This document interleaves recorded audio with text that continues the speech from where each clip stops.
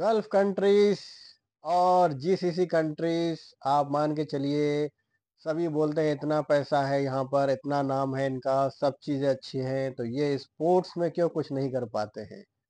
और ये बिल्कुल सही बात है कि स्पोर्ट्स में गल्फ कंट्रीज, यूएई, दुबई, अपना जितना भी आप जानते हैं जीसीसी के बारे में, कतर ने भी अपना वर्ल्ड कप फुटबॉल करवाया, लेकिन खुद की अगर हम बात करें तो ओलंपिक्स में बहुत ही नीचे पायदान पर रहते हैं ये।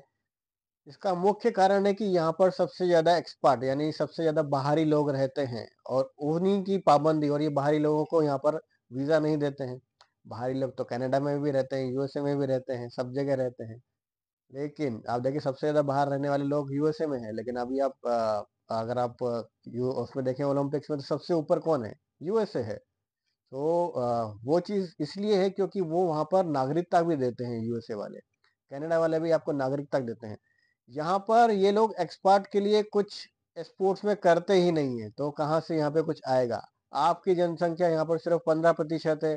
15% में से जो भी जितना कर पाता है, करने का भी कोशिश करता है, तो वो सिर्फ पावरफुल लोगों के लिए, रिच लोगों के लिए। इतना महंगा है स्पोर्ट्स खेलना यहाँ पर, या स्पोर्ट में पार्टिसिपेशन करना, या उसमें कुछ कर पाना, कि एक आम आदमी तो कर ही नहीं सकता है। और जो मान के चलिए जनता यहाँ पर लोकल है, लोकल में अगर टैलेंट है भी तो वो बहुत ही मिनिमम है। वो एक मिल के पूरी टीम भी नहीं बना सकते, 11 लोग की टीम नहीं बन सकती उनकी।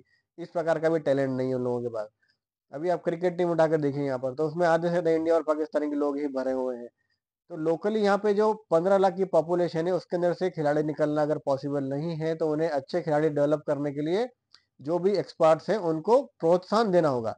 अगर आप उनको प्रोत्साहन नहीं देंगे, इतना महंगा रखेंगे हर चीज का स्पोर्ट्स के लिए, तो वो कैसे, यानी ऐसा अगर आपने कर दिया कि सिर्फ अमीर लोग ही स्पोर्ट्स खेलेंगे और गरीब लोग सिर्फ ताली बजाने जाएंगे, तो आपके देश की हालत ओलंपिक में ऐसी ही होगी। आप जीरो मेडल लेके आएंगे। आप देखिए यूएई को जीरो मेडल है 2024 में। इसकी सबसे बड़ी जवाबदारी यहाँ की गवर्नमेंट की है, क्योंकि ये लोग स्पोर्ट्स टैलेंट को नहीं बढ़ावा दे रहे हैं। ये चाहते हैं कि हमारे जो 15 लाख लोग हैं उन्हीं में से स्पोर्ट्स में बंदे निकलें, या फिर जो अमीर हैं, जो बहुत अच्छा पैसा है जिनके पास, वो खुद ही अपनी ट्रेनिंग करें, ट्रेनिंग के लिए पैसा खर्च करें। अगर फिर भी कुछ निकल जाए तो फिर हम सपोर्ट कर देंगे, या फिर हम उनको अपनी टीम में ले लेंगे, जैसा इन्हें क्रिकेट में करा है। बाकी दूसरे स्पोर्ट्स में ये नहीं कर पा रहे हैं, उसका सबसे बड़ा कारण यही है। स्पोर्ट्स इतना महंगा, इतना इन्होंने इसको एक बिजनेस बना रखा है बड़ा। तो सिर्फ जो पैसे वाले यूरोपियन लोग हैं, इवन मैं तो बोलूंगा यहाँ पे ट्रेनिंग इंस्टीट्यूट बहुत अच्छे अच्छे हैं।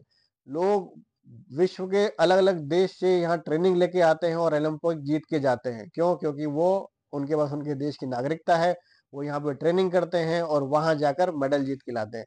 जबकि जहाँ पे ट्रेनिंग हो रही है, वहां उस देश में कोई मेडल नहीं आ रहा है। उसका मुख्य कारण यही है कि इतना महंगा कर दिया जाता है यहाँ पर स्पोर्ट्स की। जो खिलाड़ी है, जो इसमें इच्छा भी है करने की, वो नहीं कर पाता है।